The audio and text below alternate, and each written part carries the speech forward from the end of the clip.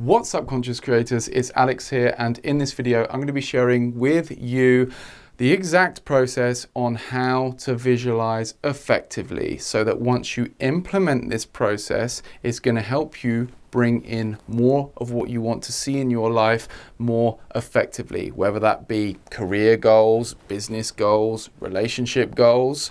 Stick with me here because the information provided is going to be super helpful.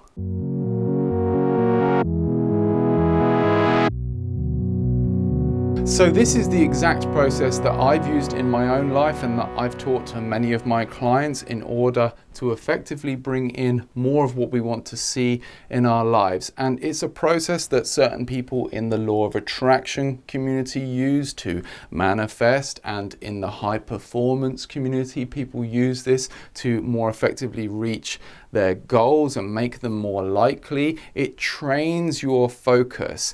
It helps you to put energy in a focused direction, and it helps you to be able to stay consistently motivated to reach this goal. And I wanted to share this process with you here today.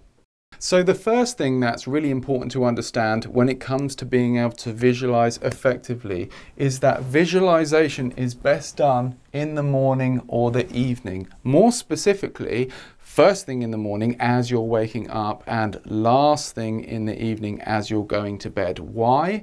Because you're going into a much more relaxed state of mind as you're going to bed, and as you wake up in the morning, the mind hasn't had a chance to really fully wind itself up yet. And in those times where the mind isn't quite as active, where your brain waves are in a slightly different state, your mind is more suggestible, more influenceable by your own positive suggestions.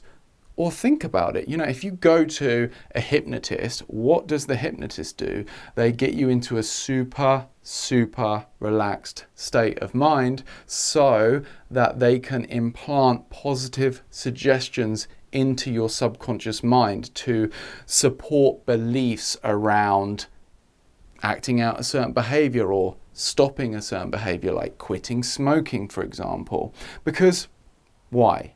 If you have the conscious mind, the thinking mind, super active, it's usually very limited in its scope in terms of what it believes is possible. It criticizes things, it looks for problems, it has all these fears and insecurities around taking certain types of action and doing certain kinds of things. It's super limited. And if you're going to get suggestions your direction whilst you've got all this stuff going on, the conscious mind is just going to reject them. But if you can get yourself into a super relaxed state of mind where the conscious mind has slowed down, it's almost like the conscious mind is starting to wind itself down, and these suggestions can pierce through the conscious mind and into the subconscious, where they're more likely to be taken on as beliefs or suggestions or images of a compelling future.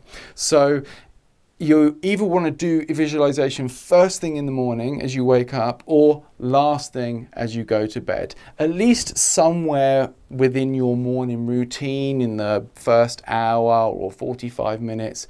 And you can, for example, use lots of visualizations on YouTube as you're drifting off to sleep. There's many guided meditations that use visualization as a part of them, and they can be super useful to use as you're drifting off and guide you into that visualization process. But if you're not going to do it in the morning or the evening, you at least want to get yourself into a super relaxed state of mind. Lie on the floor, perhaps on a yoga mat with a pillow, or on your sofa, or lie back on your sofa. Just be in a really comfortable position where you're probably not going to completely drift off to sleep, but you're able to almost stay in that mind awake, body asleep state where you breathe very slowly. Look up Buteyko breathing. It's a super slow breathing method which helps to clear your sinuses and slow your nervous system and your mind down so that you can get into that suggestible state. And then you can start with the visualization. Now, the next thing to understand when it comes to visualizing effectively is that it doesn't have to be super vivid or perfect. A lot of people put so much pressure on themselves when they start visualizing to have this all of a sudden really clear imagination, this really clear visual picture of their compelling future. Like they want to see it as if it's just as real as this reality. And in most situations, it's not going to be like that, at least not at the beginning.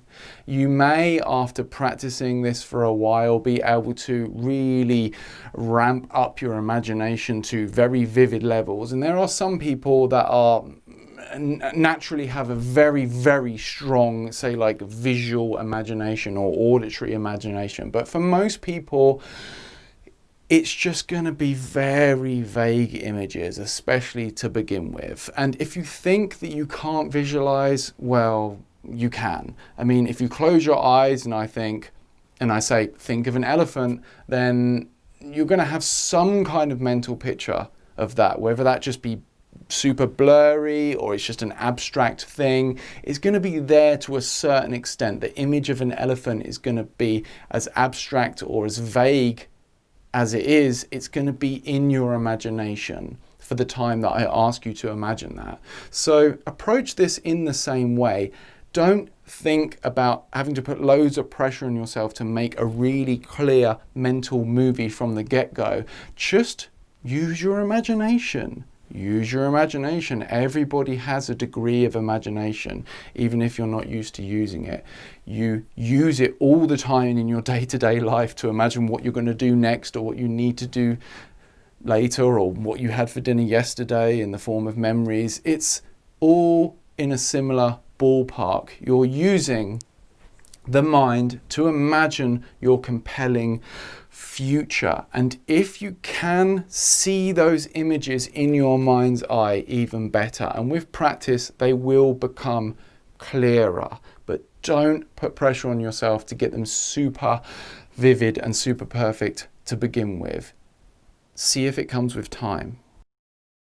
So the next thing, which is really important to understand when it comes to visualizing effectively, is to use all 5 senses if possible. Now, this is the funny thing about what we're talking about. Visualization is the wrong word really, because visualization encompasses more than just the visual sense.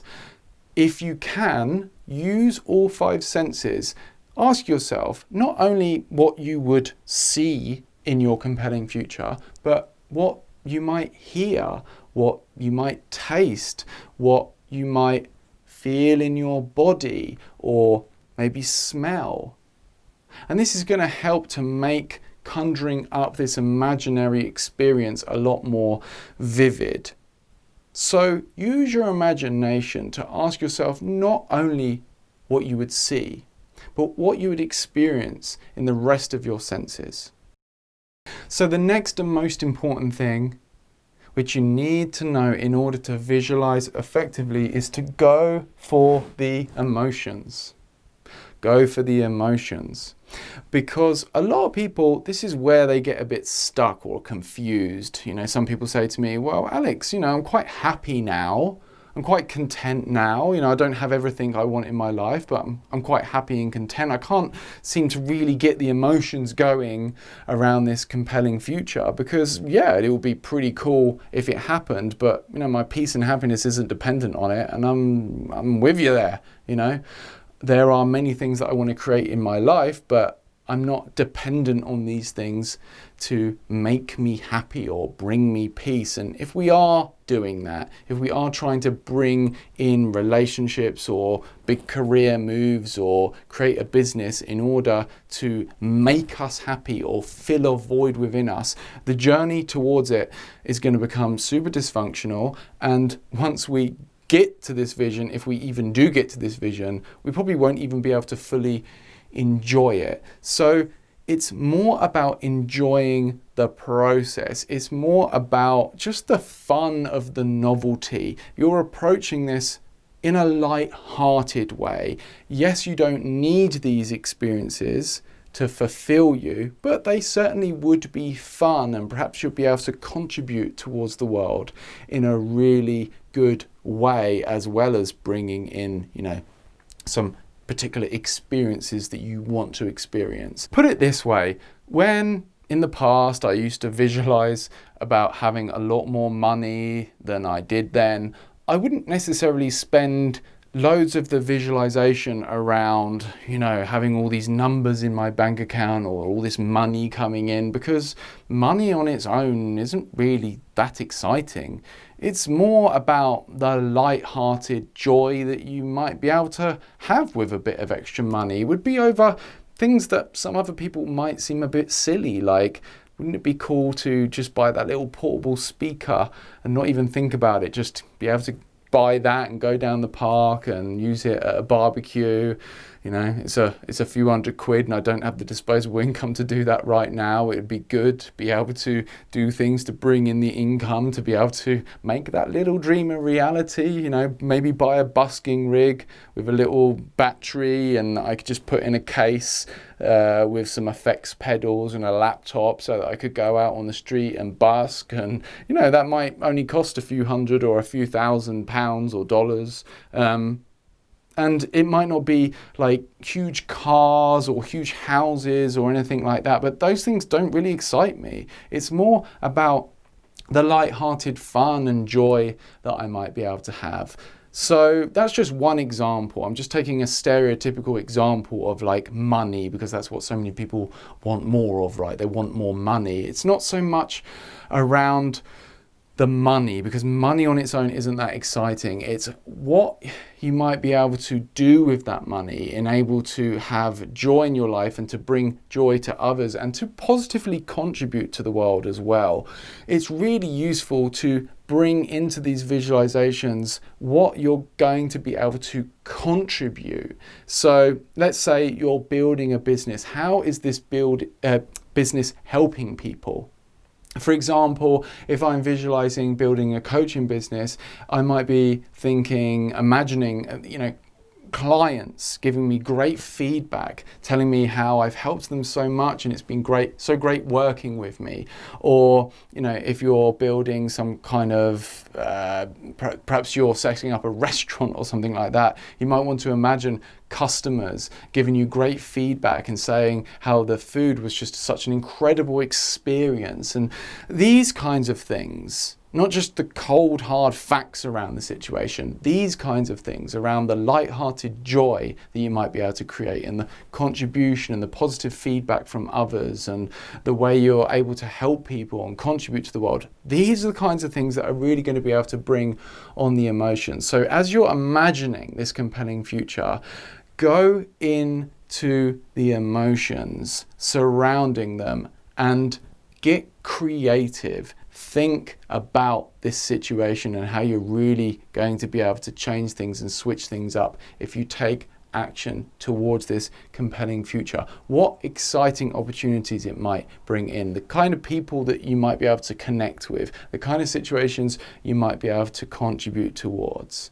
That's really going to help you to feel around this thing, and is really going to put this visualization on steroids and jack it up to the level where it's really going to become super effective. So with that being said, that's how you visualize effectively, so you can create more of what you want in your life and have a positive impact on the world, because that's what we're all about on this channel. So if you liked this video, please give it a like, and of course don't forget to subscribe so you never miss out on any new videos helping you with conscious personal growth.